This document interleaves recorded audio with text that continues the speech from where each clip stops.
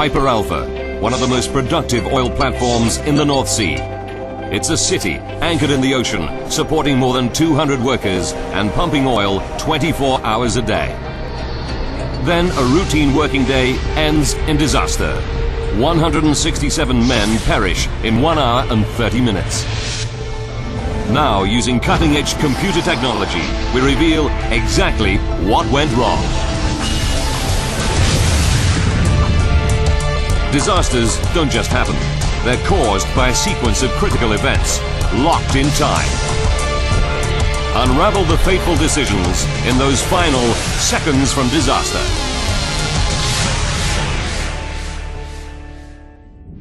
Europe, Scotland, the North Sea. Wednesday, July the 6th, 1988. Piper Alpha is stationed 176 kilometers out from the city of Aberdeen, in the middle of the infamously rough North Sea. It's built to survive winds of up to 185 kilometers per hour and waves as high as 28.5 meters. With more than half of it hidden below the waves, the entire structure towers 230 meters above the sea floor, 2.5 times the height of the Statue of Liberty. But today, the North Sea is having one of its kinder days. There are 226 men on board Piper Alpha. Electrician Bob Ballantyne is one of them. It was one of these absolutely beautiful summer's days you get in the North Sea. It was calm, it was tranquil. To keep the massive rig running smoothly, the complex machinery requires regular servicing. It's a never-ending job. 7:45 a.m.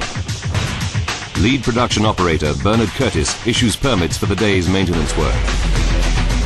They strictly enforce the rule that no one can work on the platform without one. It's just one of many systems in place to ensure safety on the massive rig. With 226 men living and working so close to such volatile fuel, it's vital. Piper Alpha has been in service for 12 years. Its main job is processing oil. This happens on the production deck. It's made of 4 modules. Module D contains power generation. Module C and B process oil and gas. In Module A, oil is piped up from below the sea floor. Sitting on top of all this is a self-contained city with living quarters and entertainments for the small army of workers for whom Piper Alpha is a home away from home. It all happens 24 hours a day, 7 days a week. 12 p.m. On the production deck, 2 maintenance workers are removing a safety valve. It's a routine job authorized that morning. They're due to finish by the end of the shift at 6 p.m. For control room operator Jeff Bollins, it's just another regular day. There was men doing maintenance, the oil wells were flowing oil, the machines were running, compressing gas. It was a hive of activity. 5:10 p.m. Jeff Bollins begins his final shift in the control room before leaving the rig. It was a good shift because we were all happy on it. It was our last shift and we were going home in the morning, so it was always a good shift, the last one. Jeff talks to the control room operator he's relieving to familiarize himself with the day's business.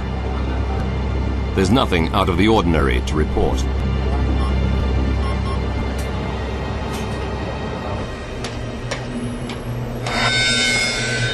"6 p.m. The day shift ends. But on the production deck, work on the safety valve isn't finished. Replacing it will have to wait until morning. It's not a problem. The pump it's connected to is shut down. There are now 62 men running Piper Alpha on the night shift.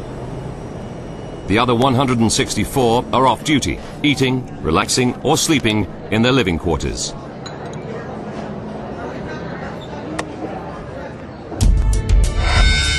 "9:45 p.m. Suddenly, an urgent alarm disrupts Jeff Bollins' routine shift.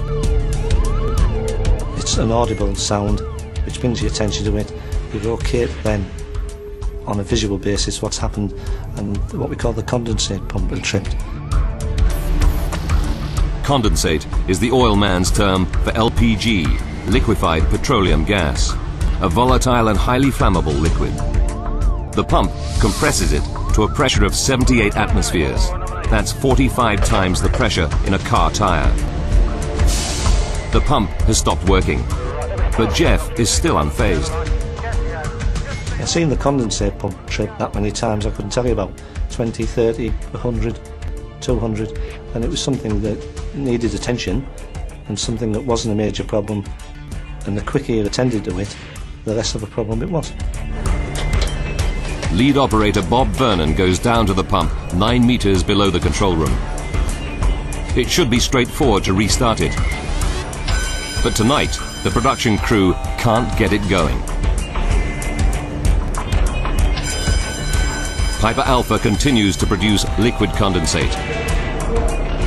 There's now barely half an hour left before the storage tank fills up and the safety systems shut down the entire rig. This could lead to a complete loss of electrical power on the platform. Although not dangerous, it'll stop the rig producing oil, and the crew will go to almost any lengths to avoid this. They're feeling the pressure. Things became more and more of a problem. So what started off as quite a routine incident and a minor problem was snowballing. Normally, a second pump would be available, but tonight it's out of service for maintenance. If they can start that one, it should solve the problem.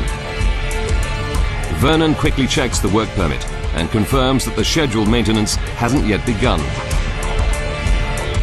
So that it can take over from the broken pump, the lead production operator signs this pump back into service.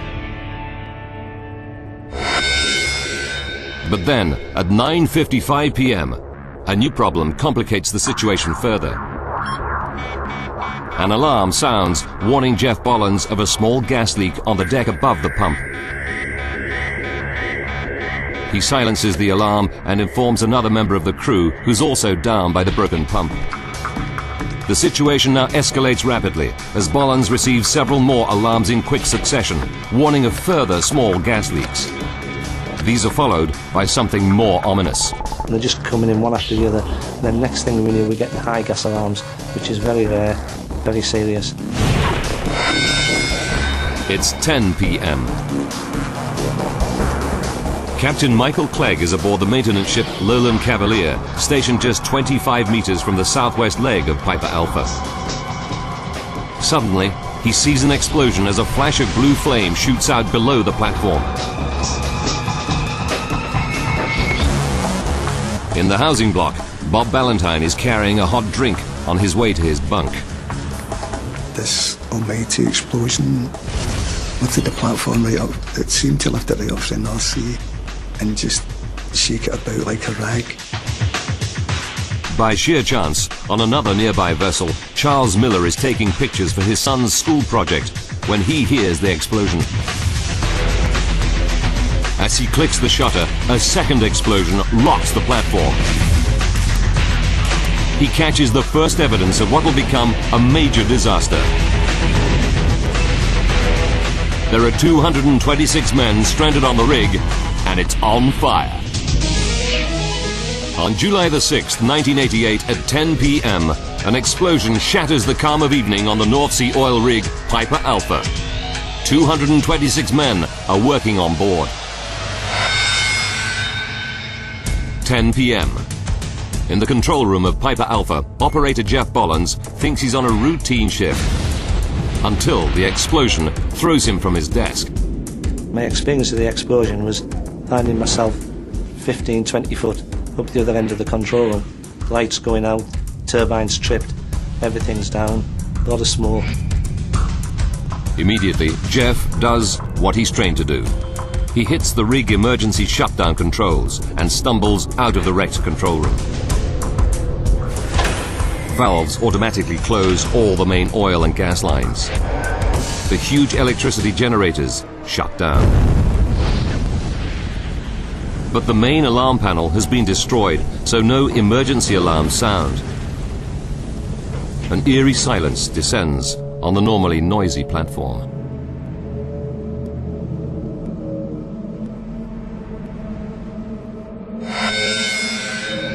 "10:05 p.m. This amateur home movie, shot from a nearby ship, shows Piper Alpha just after the first explosions. On the blazing platform, Jeff Bollins and 20 of his colleagues are surrounded by flames and smoke. They're trapped 29 meters above the waves. They need to think fast.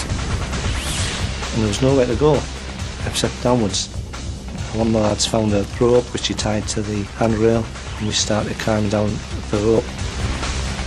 They scramble down to a deck just 6 meters above the water and jump into the sea. A safety boat is always close to the rig, and tonight other ships are also nearby, laying undersea pipes.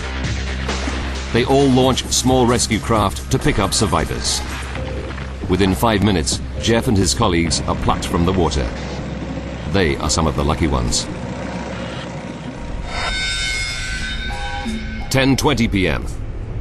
Piper Alpha is shaken by a second colossal explosion, captured on this video.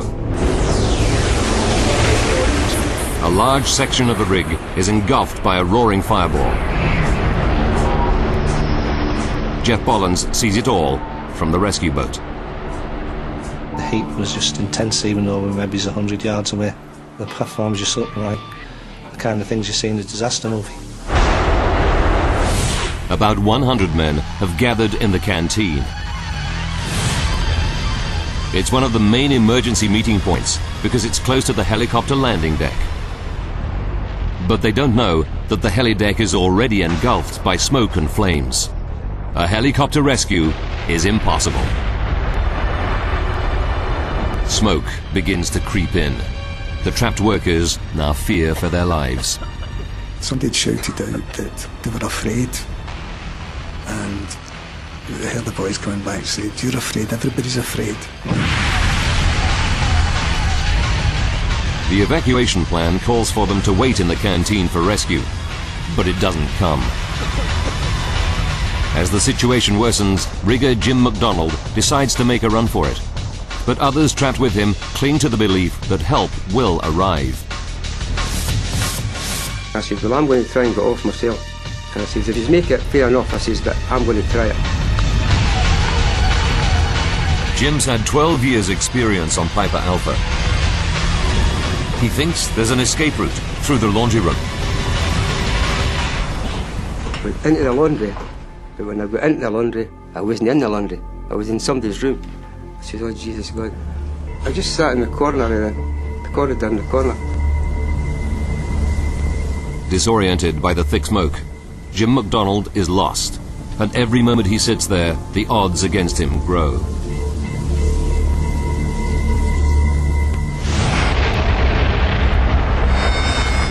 "10:30 p.m. Dave Lambert and some colleagues also flee the canteen. Unlike Jim, they find their way out onto the blazing deck, but they're surrounded by the fires. The flames are getting closer and closer and closer, and the only option, we either go back into the platform or go into this little metal hut. But once they're inside the hut, it hits them. There's no way out. I didn't think we had a chance of getting out, to be quite honest. We were blocked with fire, there was no exit. Basically, we were trapped.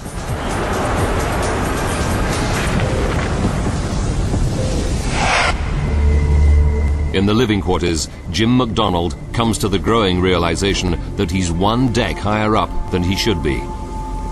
He makes one last effort to find the escape route through the laundry.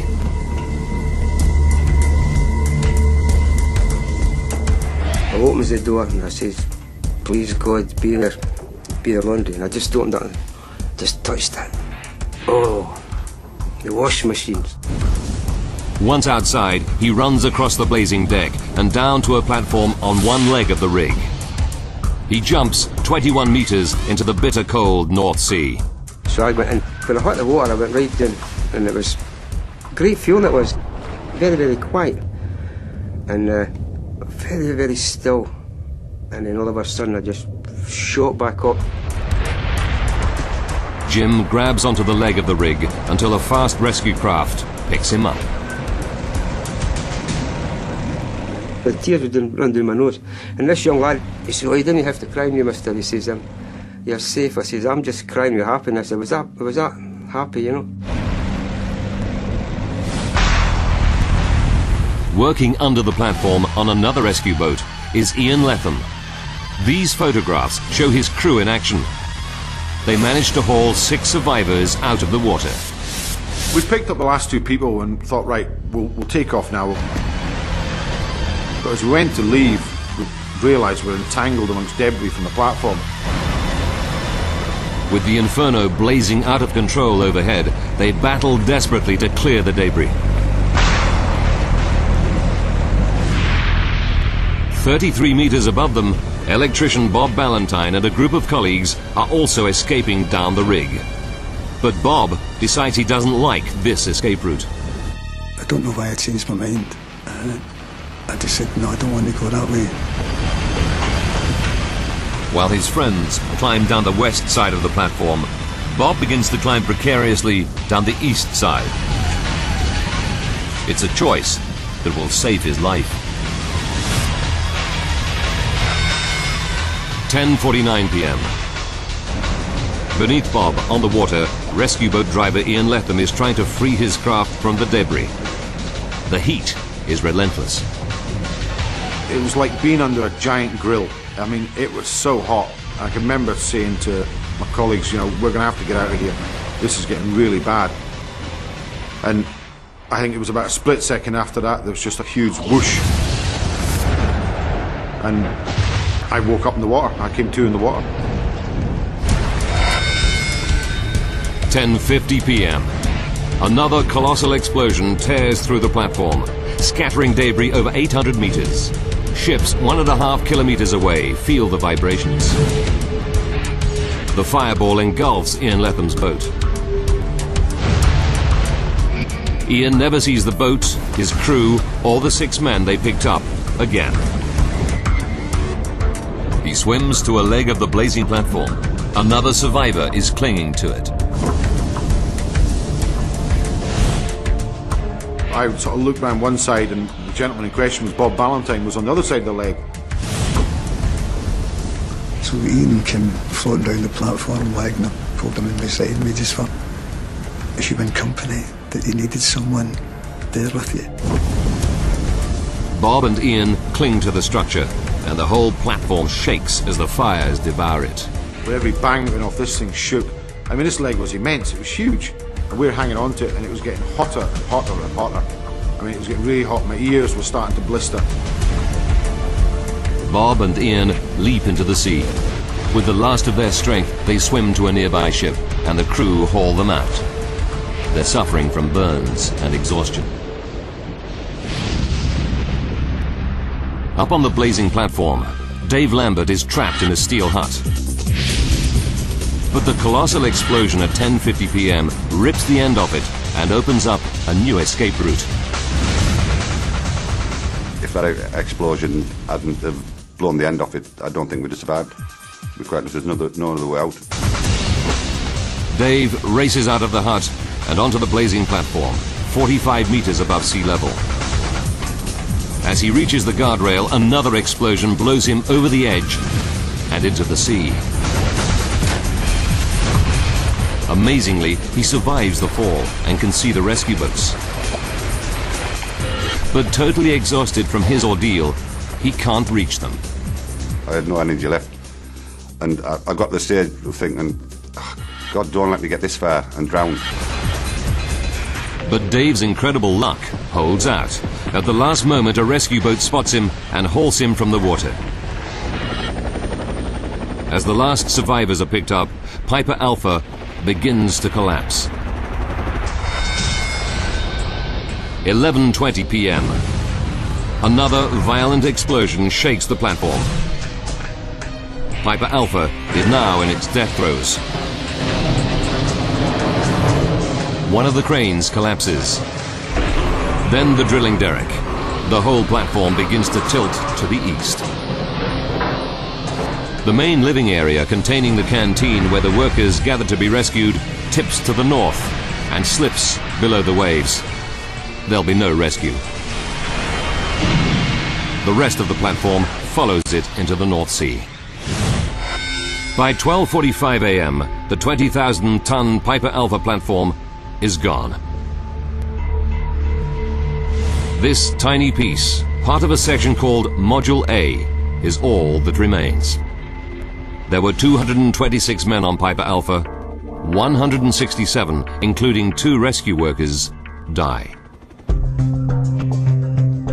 The tragedy takes everyone by surprise. North Sea oil is the pride of Britain. The country earns huge profits from it. No offshore platform has ever been lost before, anywhere. Suddenly, oil rig workers worldwide can sense a new threat. The Piper Alpha disaster takes just 1 hour and 30 minutes. Now, by rewinding events and going deep into the investigation, we can discover what truly happened. What started the catastrophic chain of events? And how had this massive rig that had operated reliably for 12 years become an inferno? Advanced computer simulation will take us where no camera can go, into the heart of the disaster zone. When the UK government launches one of its biggest ever inquiries, Senior Judge Lord Cullen brings in 89 expert advisors to analyse every second of the disaster.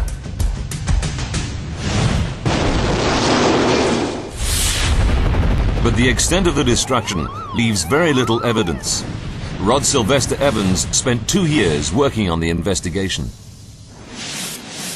There was no scene left, apart from part of Module A, which was standing proud from the sea. The rest of the platform, all the areas of interest, had in fact been lost.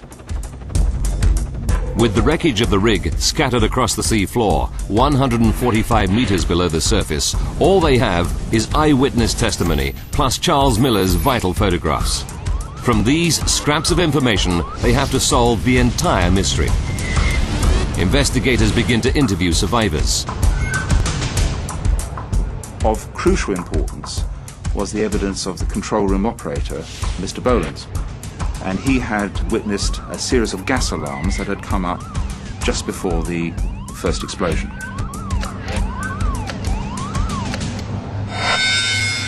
One hour, 35 minutes to disaster. These gas alarms are all from the production deck. The investigators study the 4 15 by 46 meter modules that make up this deck. They conclude that all of the alarms come from one area, Module C. Another clue confirms this. Captain Michael Clegg on the nearby vessel Lowland Cavalier sees a blue flash coming out from the same area. These 2 pieces of evidence are enough to convince the investigators that Module C has to be the starting point for the disaster. But the flash of blue flame has to have a fuel source. What is it?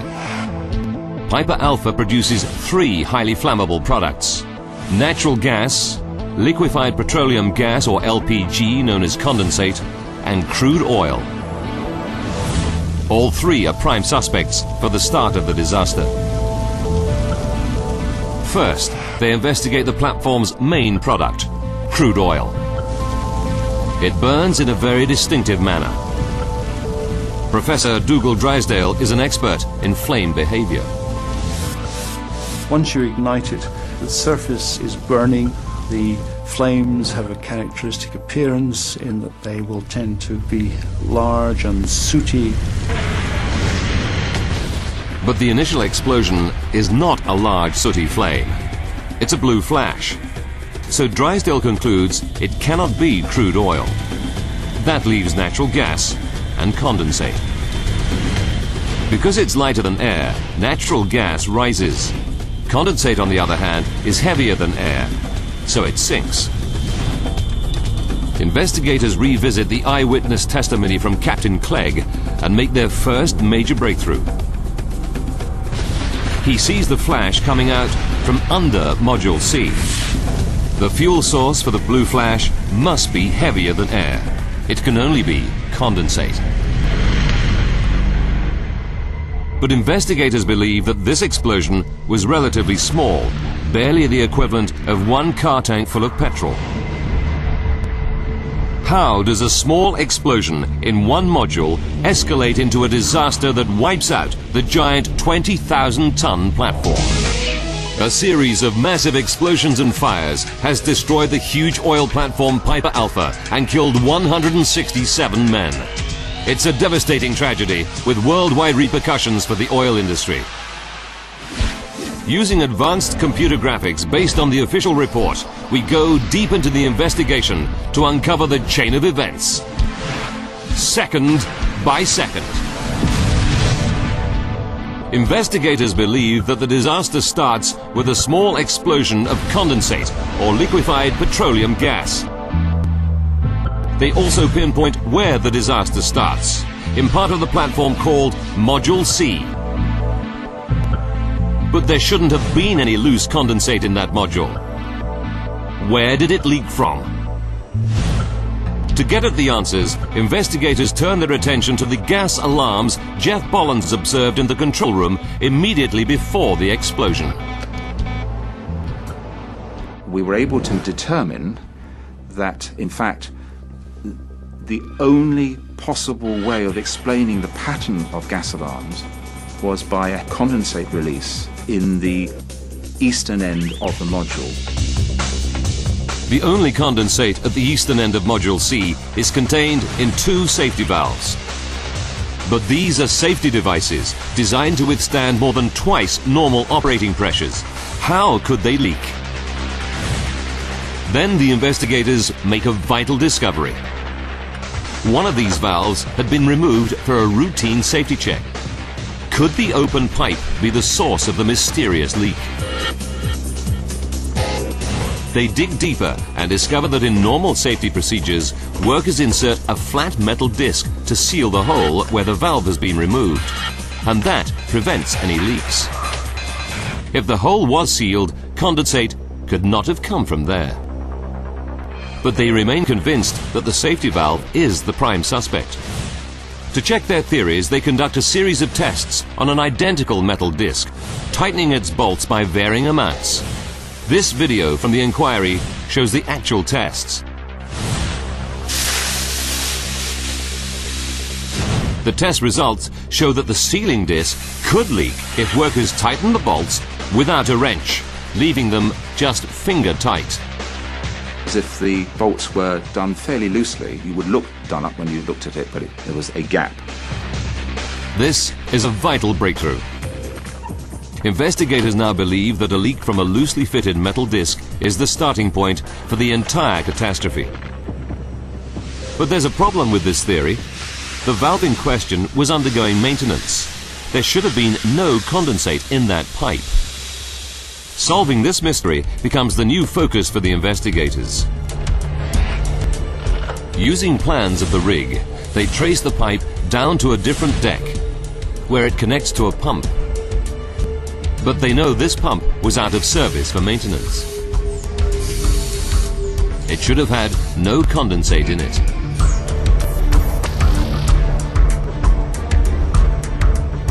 Then they talk to the night shift workers. Their evidence reveals that another pump in service that night broke down 1 hour 45 minutes before disaster. The lead operator perished, so they can't question him. However, the evidence suggests he intended to swap the pump in maintenance for the broken pump to keep production flowing.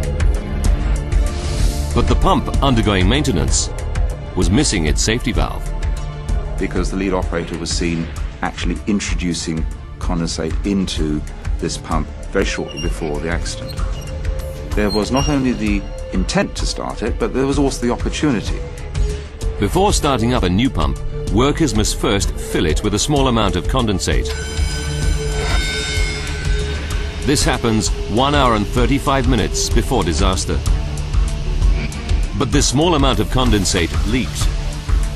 The loosely fitted sealing disc, secured only hand-tight, triggered the first gas alarm Jeff Bollens heard in the control room. When the pump was ready to start, the lead operator released more gas into it. He would conduct the valves to introduce more condensate, and it was during this period that there was a very major release. Up in the control room, this much larger leak triggered multiple gas alarms, including the high-level alarm that Jeff saw just before the first explosion. At 1 hour 30 minutes to go, the leaked condensate explodes in Module C.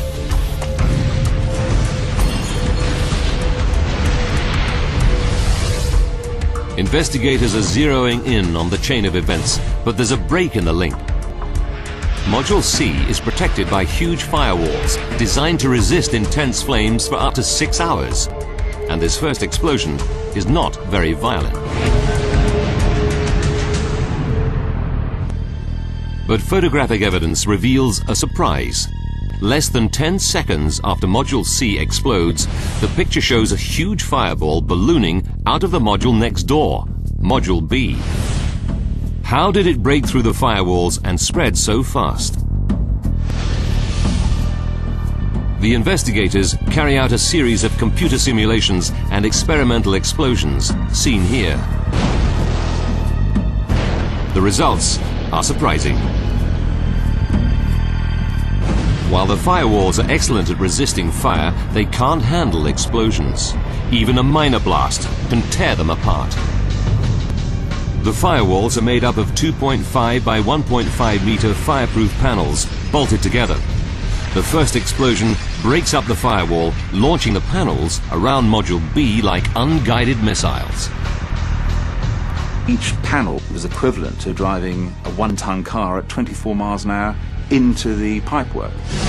Investigators believe that these flying panels rupture a relatively lightweight condensate pipe in Module B. That condensate fueled the fireball seen in the photograph. But this fireball lasted only a few seconds. It may look big, but the investigators don't believe it was lethal enough to destroy Piper Alpha. Something else caused another massive explosion 19 minutes later that doomed the 20,000-ton platform. What was it? A sequence of 20 photographs chronicles the early stages of the fire. It's not much, but it's the very best evidence they have. You can see the fireball lifting away from the front of the platform, and that leaves behind a very different type of fire, producing a huge plume of smoke. A smoky plume is characteristic of a crude oil fire. Module B was one of the worst places to have a fire because it contains tanks that store up to 55 tons of crude oil.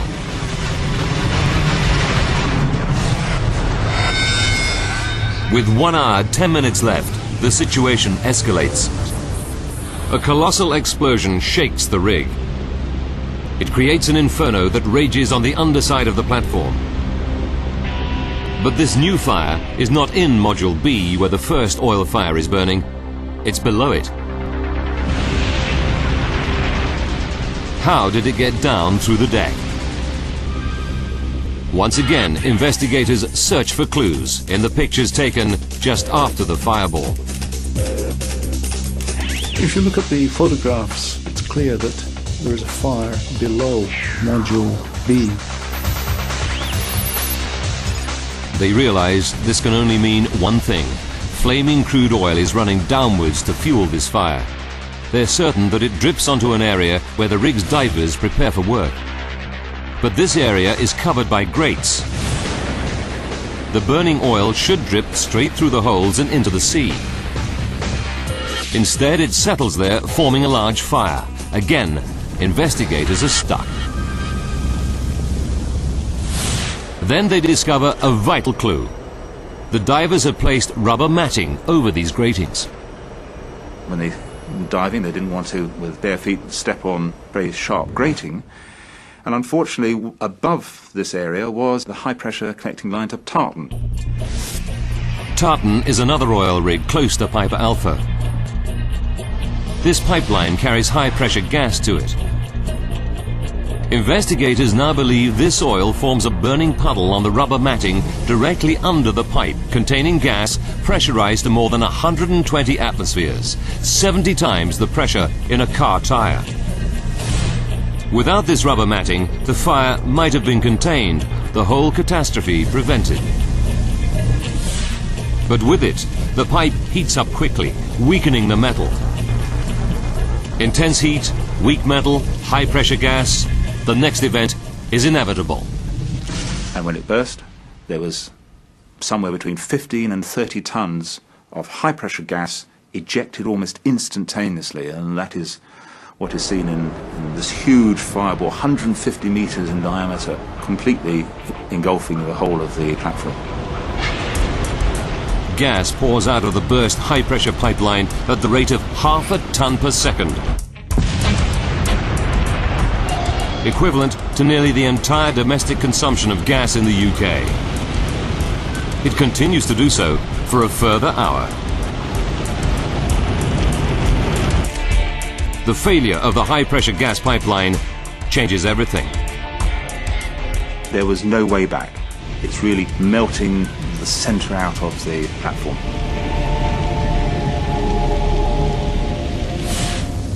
There are still 2 more gas pipelines that run from Piper Alpha. The larger of them contains 1,120 tons of pressurized gas, 3 times as much as the one that has already burst. Investigators realized that it was now just a matter of time before these other gas pipes failed. 1 hour, 10 minutes before the breakup of the rig, there was no hope of stopping the inferno. An even larger explosion shakes Piper Alpha. One of the 2 remaining pipelines has burst. Bob Ballantyne survives it. His friends on the other side of the rig are not so lucky. There was an explosion and they were caught up in a fireball and incinerated. Ian Letham's rescue boat was tangled in debris below the rig. The explosion destroyed the boat and killed everyone on board, except Ian. I ended up in the water, looked around the place, and the whole place was just alight. The sea was alight, everything was alight. By now, the fire is so great, photographic evidence is useless. So investigators gather electronic data from other oil rigs connected to Piper Alpha. 40 minutes to go. The investigators discover that the gas pressure in the larger of the 2 remaining pipelines begins to fall rapidly. It's this which is now burst. Only one gas line, connecting Piper Alpha to the Claymore platform 35 kilometers away, remains intact. 10 minutes remaining. There's another massive gas explosion. It's the final pipeline failing.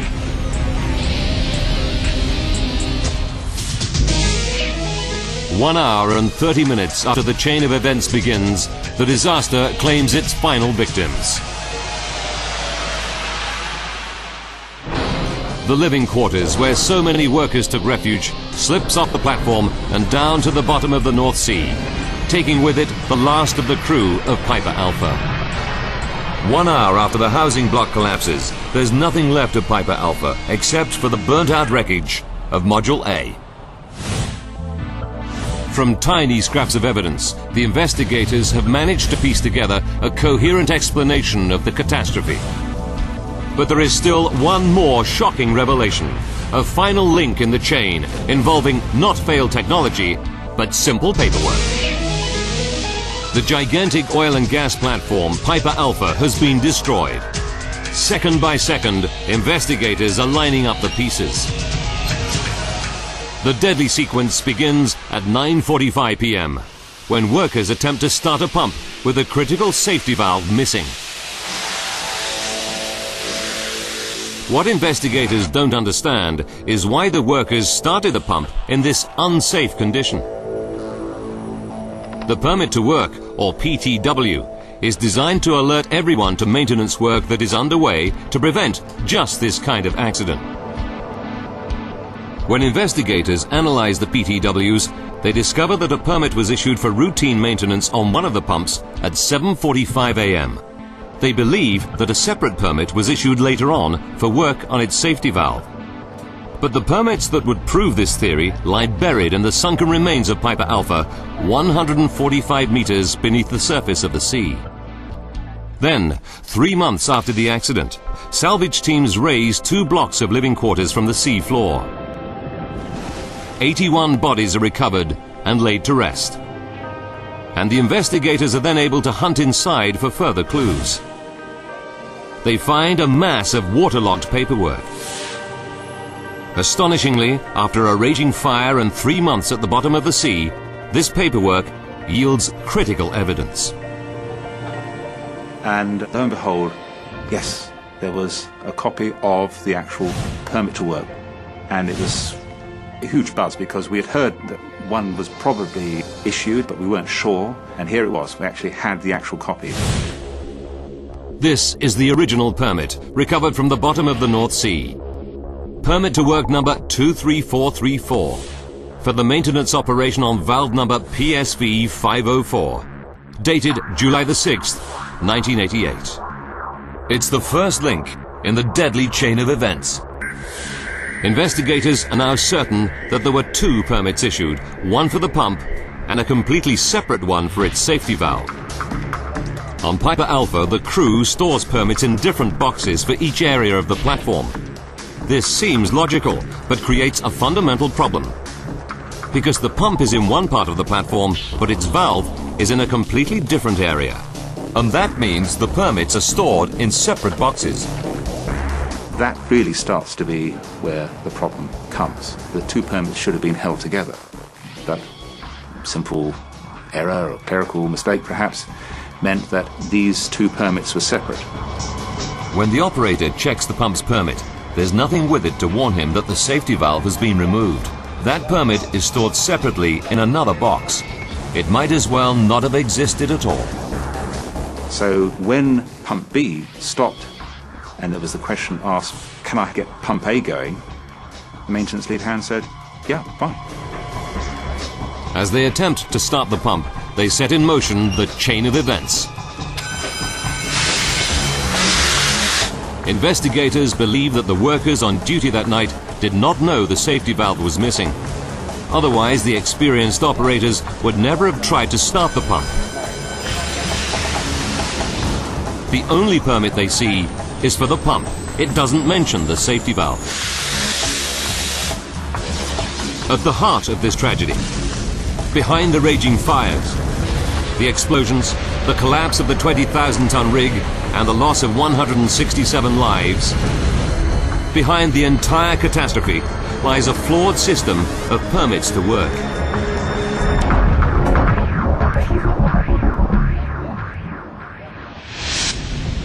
A tightly linked sequence of events leads to the disaster on Piper Alpha. A break anywhere in that chain could have reduced the impact of the catastrophe or even prevented it. If the permit system had been effective, the night shift would have known a safety valve was missing. If the flat metal disc had been fully tightened, the condensate would not have leaked. If the firewalls had been able to withstand the explosion, the disaster would not have spread. If divers had not placed rubber matting on the metal grate, a pool of burning oil would not have formed, and the massive high-pressure gas pipe would not have exploded, sending Piper Alpha into the sea and 167 men to their deaths. The Cullen inquiry criticised many aspects of North Sea oil rig operations, but its most serious criticisms targeted the flawed permit-to-work system, which the inquiry identified as the most significant culprit in the tragedy. Occidental Petroleum, Piper Alpha's operating company, paid millions in compensation to victims' families. But because of insufficient evidence, no criminal charges were ever brought.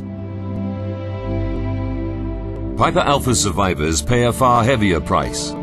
Dave Lambert found the burden of survival almost intolerable. I had feelings of guilt why me, why did I survive, even though obviously I'm happy I survived. Your whole life actually changes. Everything seemed to stand still. Nothing really seemed important, and it took quite a number of years to get over them feelings. For Ian Lethem, sole survivor of his rescue boat, the effect has been more fundamental. I was always happy, didn't care, get on with it, bit of laugh. Now I find life's too short now. I find I've got awful serious. You know, I can't be bothered with insignificant things anymore. I just crack on with important things now. That annoys me because I liked the way I was before Piper. I don't particularly like the way I am now.